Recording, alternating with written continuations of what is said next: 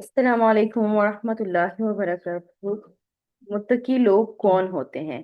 قرآن نے ان کی صفات کیا بتائی ہیں؟ سورہ البقرہ کی یہ آیات صرف پڑھنے کے لیے نہیں بلکہ اپنی زندگی کو دیکھنے کے لیے ہیں کہ ہم متقی ہیں یا نہیں۔ اعوذ باللہ من الشیطان الرجیم، بسم اللہ الرحمن الرحیم۔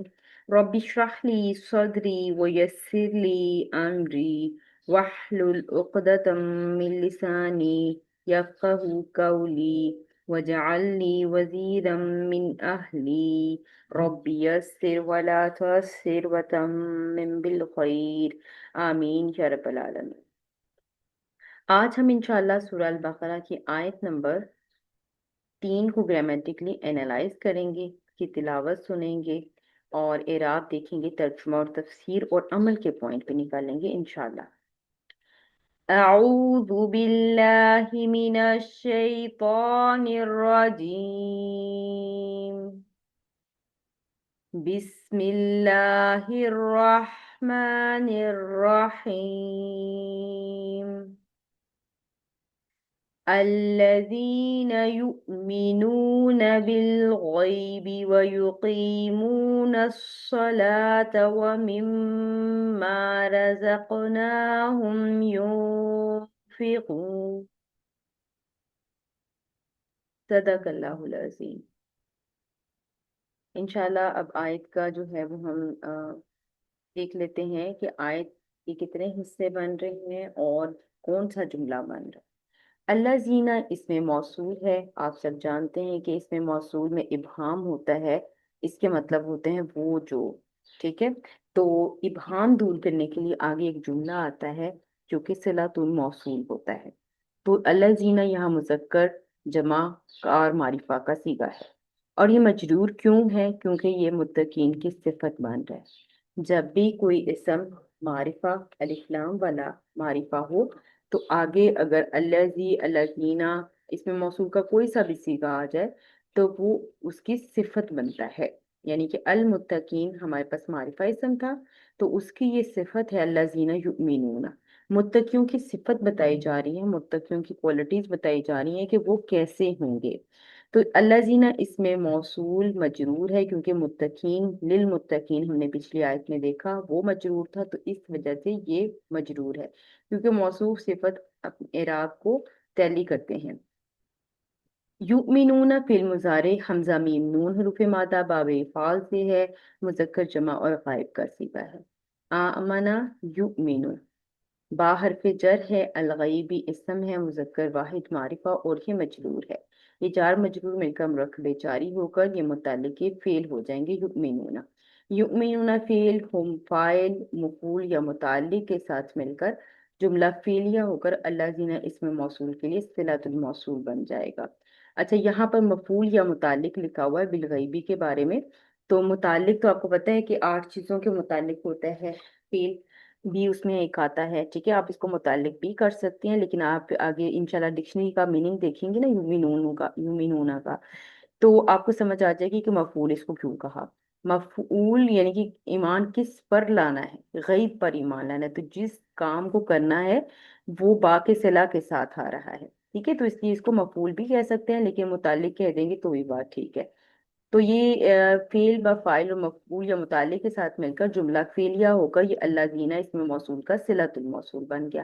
اب یہ ہمارے پاس ایک مرکب آ گیا اسم موصول اور صلۃ الموصول، اور اب یہ کیا بنے گا؟ ٹھیک ہے، تو اب انشاءاللہ جیسے ہم نے شروع میں کہا کہ یہ متقین کی صفت ہے، تو یہ پورا پارٹ جو ہے یہ متقین کی پہلی صفت آ گیا، اور معطوف علیہ اس لیے کہا کیونکہ آگے ہمیں واو عاطفہ نظر آ رہا ہے۔ اتنے حصے کا ترجمہ کر لیں، وہ لوگ جو، ٹھیک ہے، یہ جو اللہ زینہ کا ترجمہ ہے، وہ لوگ جو غیب پر ایمان لاتے ہیں، ٹھیک ہے۔ آپ جانتے ہیں کہ ہم نے کہا تھا سب سے پہلے فاعل کا ترجمہ ہوگا، پھر مفعول یا متعلق کا، اور اس کے بعد ہمارے پاس فعل کا ترجمہ ہوگا۔ تو وہ جو اب غیب پر یہ متعلق آ گیا، ایمان لاتے ہیں، ٹھیک ہے۔ متقین کون ہوتے ہیں؟ پہلی صفت ان کی آ گئی کہ وہ غیب پر ایمان لاتے ہیں۔ युमिनूना फेल आपके सामने आ गया, हमजा मीम नून इसके हरूफ मादा हैं, बाबे फाल अमना युमिनु ईमानन, यानी कि ये भी गैर सही फेल है। गैर सही फेल में महमूज है, क्योंकि हमजा अगर आ जाए तो वो महमूज होता है। और महमूद के कवायद होते हैं कि जब दो हमजा एक साथ जमा हो जाएं तो साकिन हमजा जो है वो पहले हमजा की हरकत के मुवाफिक हरफ से बदल जाता है। तो यहाँ पर साकिन हमजा से पहले जो है वो जबर वाला हमजा है, तो ये साकिन हमजा है वो अलिफ से बदल जाएगा, क्योंकि जबर का मुवाफिक हरफ अलिफ है, या का मुवाफिक हरफ जेर है, और ये जो पेश है उसका मुवाफिक हरफ जो है वो वाव है। ठीक है, तो आ माना से आमना हो गया, और जो अलिफ और हमजा जबर इकट्ठे मिलते हैं तो उसको खड़ी जबर करके लिखा जाता है। ठीक है, आमना यू मीनू ईमानन। ठीक, तो किसी को अमन देना इसका मफहूम बनफ्स आता है, और किसी की बात मान लेना इसके लिए लाम का सिला आता है, और किसी बात की दिल से तस्दीक करना ईमान लाना इसके लिए बा का सिला आता है। तो इस आयत में ये वाला थर्ड पॉइंट इस्तेमाल हुआ है। ठीक है, तो मतलब जब यही फेल बगैर मफूल के या बगैर सिला के आएगा, तो यानी कोई सिला ना हो, कोई हरफ जर उसके साथ ना हो जो जिस पर ईमान लाना हो, तो उस वक्त किसी को अमन देने का माना दिया जाएगा। और जब ये लाम के सिला के साथ आएगा तो किसी की बात माना के माना में आएगा, और लेकिन जब ये बा के सिला के साथ आएगा जैसे यहाँ पर आया बिलगैबी, तो ये तस्दीक करने यानी ईमान लाने के माना में आएगा। तो अभी जैसे मैंने औरल आपको बताया कि ये गैर सही फेल महमूज है, महमूजुल फा है। तो जब दो हमजा एक साथ जमा हो जाए, पहला मुतहरिक हो और दूसरा साकिन, तो मुतहरिक हमजा के मुवाफिक हरफ से बदल दिया जाता है, यानी कि जबर के मुवाफिक हरफ अलिफ है। तो जब ये जबर के मुवाफिक हरफ अलिफ ले आए, तो जब हमजा और अलिफ इकट्ठे इस तरह से आते हैं तो ये रस्म ख़त है कि इसको खड़ा जबर करके लिख दिया जाता है। तो ये बन गया आमना। और इसी तरह से युमिनु, कि जब हमने युमिनु युमिनानी युमिनूना, ठीक है, युमिनु यहाँ पर युमिनु पेश आनी है। ठीक है, ये थोड़ी सी मिस्टेक हुई, इसको सही कर लीजिएगा, यहाँ पेश आनी है, युमिनु युमिनानी और युमिनूना तीसरा सीगा ये इस्तेमाल हुआ है हमारे पास। अच्छा, इसके बाद आ गया वाव हरफ अतफ है, युकीमूना फिल मुजारे का वाव मीम बाबे फाल जमा मुजक्कर गायब का सीगा है। अच्छा, बाबे फाल कैसे पहचाना, युमिनून भी और इसमें भी, कि जैसे मैंने आपको पहले सिखाया था कि आप अगर जमा का सीगा है तो वाव नून वगैरह हटा दें और अलामत मुजारे हटा दें, तो आपके पास जो पीछे बचेगा वो रूट वर्ड होंगे। और गैर सही फेल है तो वाव और या जो है वो आपस में चेंज होते रहते हैं। तो काफ वाव मीम इसके हरूफ मादा हैं, और अलामत मुजारे पेश वाली है जो कि एक बड़ा साइन है। चार अबवाब की तरफ इसका साइन जाता है जब अलामत मुजारे पेश वाली हो। अगर अलामत मुज़ारे पेश वाली हो और आइन कलमा अगर शद वाला हो तो बाब तफकील। अलामत मुज़ारे पेश वाली फा कलिमा के बाद अगर एक अलिफ आ जाए तो बाब मुफाला। और अगर जो है वो अलामत मुज़ारे पेश वाली है और आपके पास आइन कलिमा जो है वो आपके पास जो है वो जबर वाला आ रहा हो, तो फिर आपके पास वो मजहूल का सीगा होगा। लेकिन अगर इन तीनों में कोई सिचुएशन ना क्रिएट हो रही हो तो चौथी और लास्ट सिचुएशन बाबे इफाल की है। तो ये चार पॉसिबिलिटीज होती हैं जिसमें अलामत मुज़ारे पेश वाली आती है। ठीक है, तो ये हमारे पास अस्सलाता इसम मोनस है, वाहिद मारिफा और ये मंसूब है। ठीक है, और ये फेल बा फाइल और ये मंसूब है, तो ऑब्वियसली मफूल बनेगा फाइल फेल का। तो फेल फाइल और मफूल मिलकर जुमला फेलिया होकर ये मातूफ अव्वल हो जाएंगे, यानी कि अल्लाह जीना इसमें मौसूल। आप आगे जो सिलातुल मौसूल है वो मातूफ अलैह और मातूफ अव्वल, क्योंकि अभी आगे वाव और आतिफा आ रहे हैं, यानी कि पहली उनकी सिफत क्या होगी मुत्तकीन की, कि वो गैब पर ईमान लाते होंगे, और दूसरी सिफत क्या है कि वो क्या करते होंगे, और वो नमाज कायम करते होंगे, और वो नमाज कायम करते हैं। ठीक है, तो काफ वाव मीम बाबे फाल से ओरिजिनल था असली तब्दीली से पहले, क्योंकि ये भी गैर सही फेल है। काफ वाव मीम वाव यानी कि सेंटर में आया है आइन कलीमा की जगह पर, तो ये अजवफ है। और जो है वो इसमें जो है वो रूल लगेंगे, वो इंशाल्लाह अगली स्लाइड में आप देखेंगे। अक़वामा युक़विमु और इक़वामन, तो ये हरफ इल्लत मुतहरिक हो और माँ कबल जो है वो अगर आपके पास हरफ इल्लत मुतहरिक हो माँ कबल फतहा तो अलीफ से बदल जाता है ये। ठीक है, तो अक़वामा से ये अक़ामा बन गया, युकीमु इसी तरह से युखविमु से युखविमु। यहाँ पर क्या रूल हुआ है कि हरफ इल्लत यानी वाव के नीचे जो जेर है वो हम पीछे दे देंगे अगर पीछे हरफ साकिन है। तो कॉफ साकिन था तो हमने ये वाव की हरकत पीछे दे दी, तो ये हो गया युकी। ठीक है, युकी, काफ के नीचे जेर आ गई। अब जेर का मुवाफिक हरफ जैसे मैंने आपको पहले बताया या होता है, तो वाव की बजाय यहाँ पर या आ जाएगा, ये बन जाएगा युकीम। और इसी तरह से इसका मसदर आ जाएगा इकामतन, किसी चीज को कायम और दायम रखना, ठीक है, खड़ा करना। तो ये, तो अकवामा गैर सही फेल मौतल, मौतल में अजब वावी है। अकवामा से अकाउमा कैसे बना? जैसे मैंने आपको बताया कि हरफिलत मुतहरिक को माँ कबल साकिन और माँ बाद मुतहरिक को, तो हरफिलत अपनी हरकत माँ कबल को मुंतकिल करके खुद इस हरकत के मुवाफिक हरफ में तब्दील हो जाता है। तो ये जो अकवामा था वाव की हरकत अपने पीछे दी, ठीक है, तो ये काफ के ऊपर जबर आ गया और इसका मुवाफिक हरफ जबर का अलिफ होता है, तो फिर ये हमारे पास अकामा आ गया। इसी तरह से युकीमो को मैंने आपको बता दिया कि किस तरह से बनेगा। ठीक है, वाओ उसके बाद आ गया अगेन आतिफा, और मिन जो है मिम्मा जो है वो मिन और माँ का मजमुआ है। ठीक है, मिन हरफे जर और माँ जो है वो मौसूला है। रज़क़ना फिल माजी राजा कौफ रूफी मादा बार नून जमा मुतकल्लिम का सीगा है। हुम जो है वो इसम ज़मीर जमा मारिफा और मंसूब है। युनफिकून फिल मुजारे नून फ़ाक़ाफ रूफी मादा बाब इफ़ाल से जमा मुज़क्कर गायब का सीगा है। और जैसे मैंने आपको पहले बताया कि अलामत मुजारे अगर पेश वाली हो तो चार पॉसिबिलिटीज होगी, तो चारों में ही देखेंगे कि ये किस बाब में से है, तो ये बाब इफ़ाल में से है यहाँ पर। ठीक है, फेल बा फाइल, और ये जो है वो हमारे पास मफूल।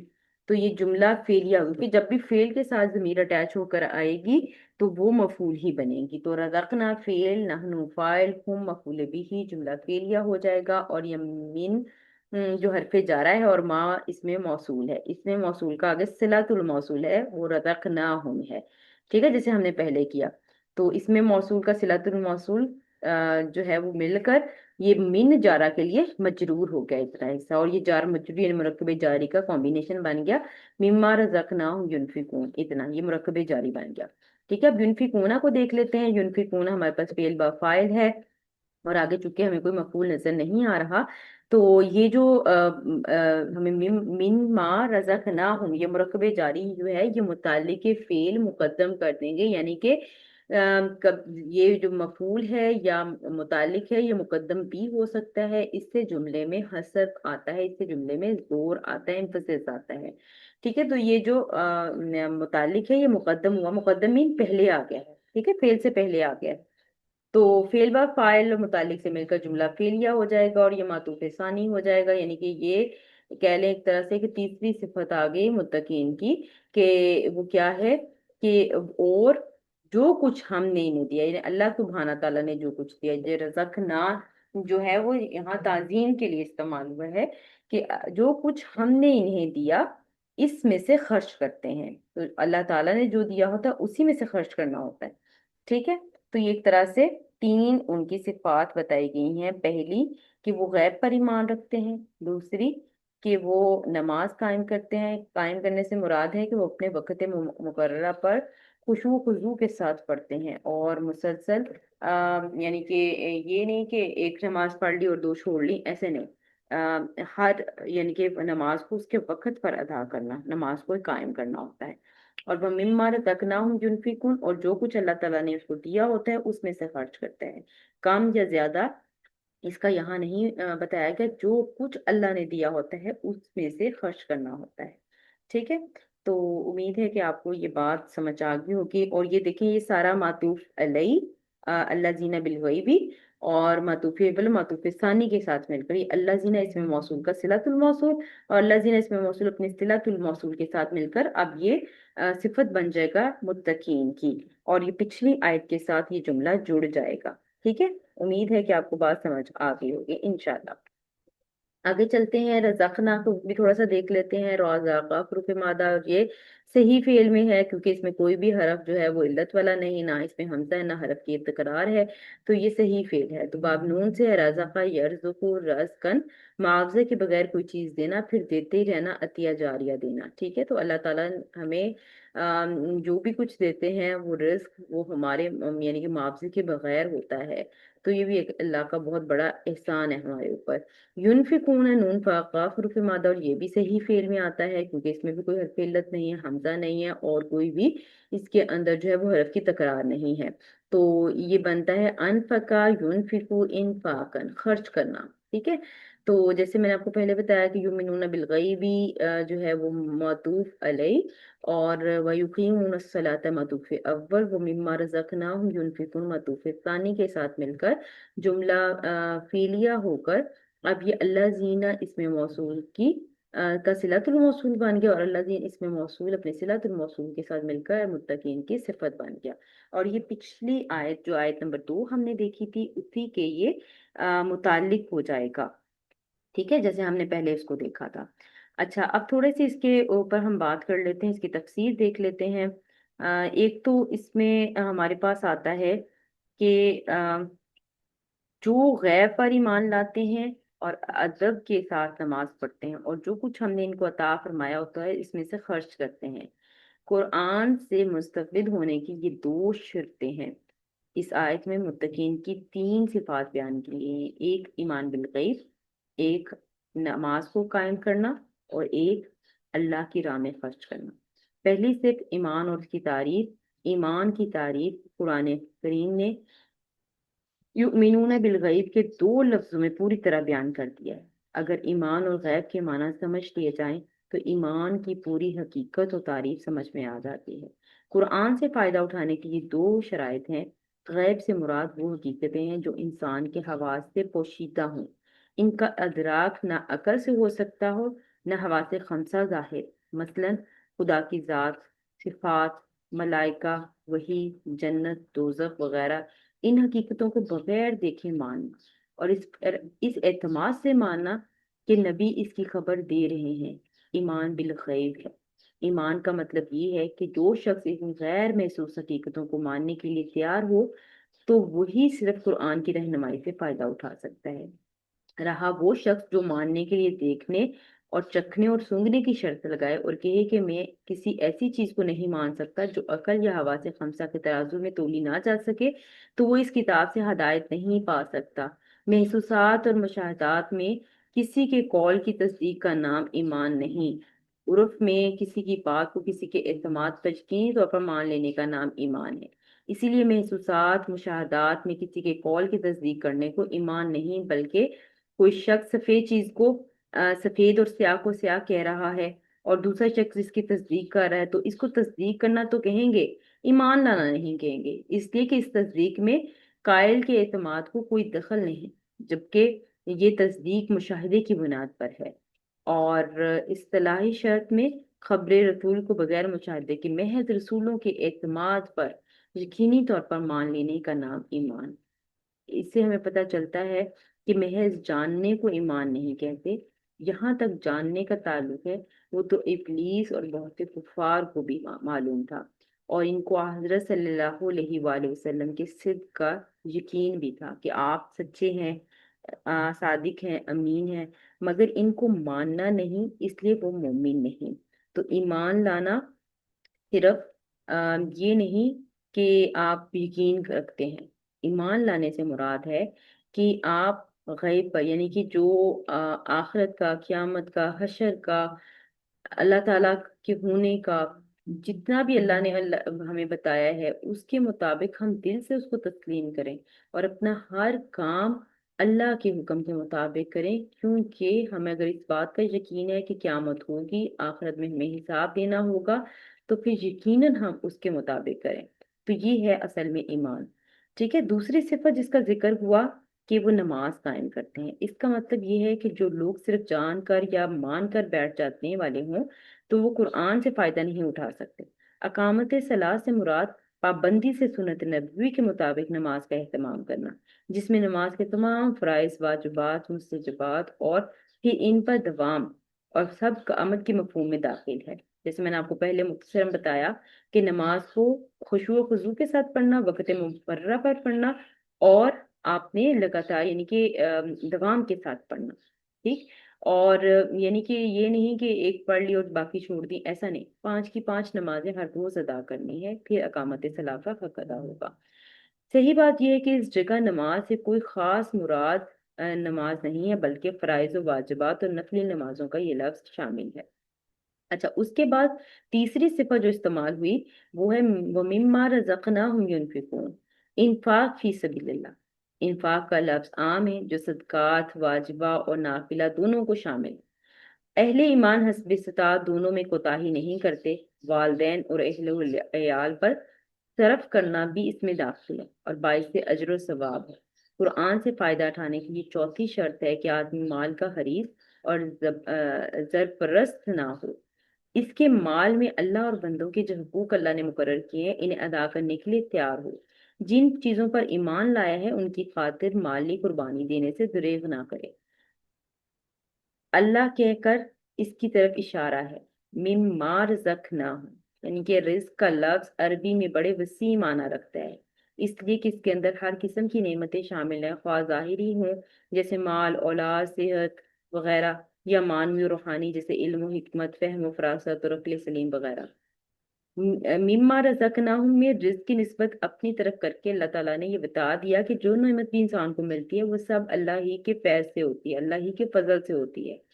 اس مختصر جملے میں غور کیجئے تو یہاں یہ لفظ اللہ کی راہ میں مال خرچ کرنے کا ایک قوی داعیہ انسان کے دل میں پیدا کرتا ہے کہ جو مال ہمارے پاس ہے سب خدا ہی کا عطا کرتا ہے اور اسی کی امانت ہے۔ اگر ہم تمام کا بھی اللہ کی راہ میں اس کی رضا کی خاطر خرچ کر دیں تو حق اور وجہ ہے، نیز خالص نفع کا سودا ہے، یعنی کہ وہ ہم اپنا انویسٹ کر رہے ہیں اللہ سبحانہ تعالیٰ کے پاس۔ اگر ہم آج دنیا میں اللہ کی راہ میں خرچ کرتے ہیں تو وہ اللہ کے ہاں ہمارے لیے آخرت کے لیے جمع ہو رہا ہے۔ اور ایمان بالغیب کو بیان کرنے کے بعد ایمان کا بیان کرتے ہوئے صرف نماز اور انفاق کو بیان فرمایا، حالانکہ اعمال کی فہرست تو بہت طویل ہے۔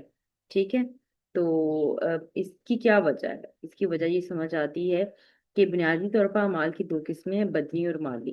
دونوں میں سے ایک ایک جو اہم ہے ان کو بیان کر دیا گیا ہے، اس کے علاوہ خود بخود اس میں شامل ہو گئے باقی ساری چیزیں۔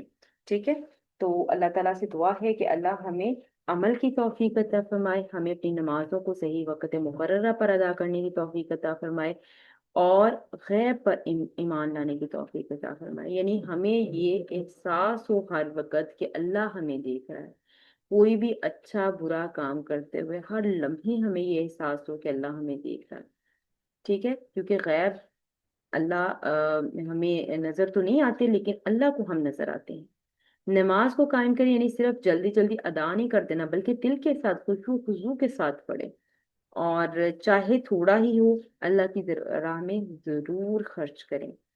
ہماری زندگی میں کیا یہ تینوں صفات موجود ہیں؟ ہمیں یہ دیکھنے کی ضرورت ہے۔ ہر کوئی اپنے آپ سے سوال پوچھے، کیا میرے اندر یہ چیزیں موجود ہیں یا نہیں؟ آج دنیا انسان کو کامیاب بننا سکھاتی ہے، مگر قرآن انسان کو متقی بننا سکھاتا ہے، اور حقیقی کامیابی تقوی میں ہے۔ اللہ تعالیٰ سے دعا ہے کہ اللہ ہمیں سچا ایمان عطا فرمائے، نماز قائم کرنے کی توفیق عطا فرمائے اور اپنے رزق میں سے یعنی کہ جو اللہ نے ہمیں دیا ہے اس میں سے خرچ کرنے کی توفیق عطا فرمائے انشاءاللہ۔